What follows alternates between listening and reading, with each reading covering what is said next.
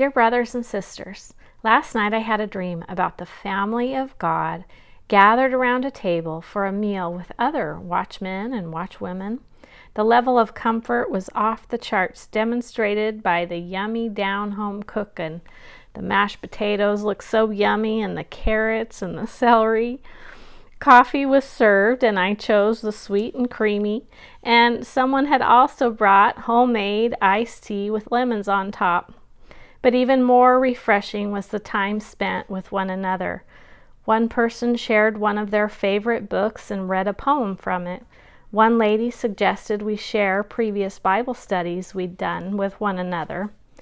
Another lady suggested we lift our hands in prayer. It was stormy outside.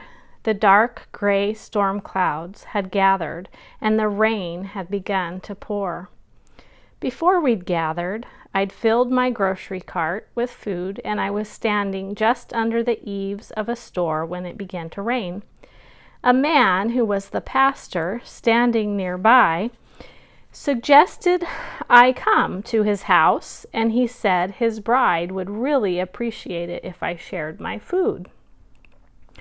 I noticed the path I had to eventually travel home on was now a slow-flowing river that I couldn't cross with my cart, so I went to his house and shared my food. I also dreamed of another lady whose family needed food from the store. They needed transportation, and they needed shelter from the storm. She was running late and was unprepared. She hadn't gone to the store yet, and her family was walking outside in the rain towards a very steep cliff that went straight down. In my dream, I heard the words 7 to 9 more months of hardship.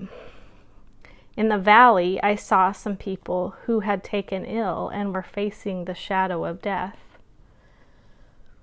When I awoke, I related the water to the Jordan River and our eventual crossing over to our home in the Promised Land, to our heavenly home, which all Christians will do either via rapture or via death and resurrection.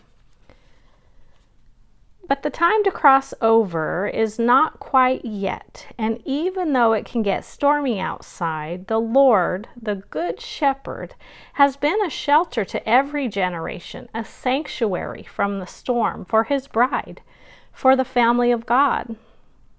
He is our refuge.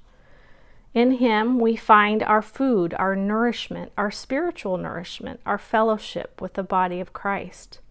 He is our refuge, our security, and our safety. If you haven't come inside from the storms of life, it's time to become a part of the family of God and to feast on the goodness of the Lord Jesus. Taste and see that the Lord is good. Blessed is the one who takes refuge in him. Believe on the Lord Jesus, and you will be saved. For God so loved the world that he gave his Son Jesus, that whoever believes in him will not perish, but will have everlasting life. The time could be very short, and we all will face death one day, or rapture, hopefully very, very soon. For those of us who are ready, we are ready and prepared and waiting. But there are others who are not ready and have not come to the Lord Jesus. Come to the Lord Jesus. Believe on the Lord Jesus, and you will be saved. He will bring us to God the Father, where we will enjoy everlasting life and fellowship with one another. Praise the Lord. Thank you, Jesus. Amen.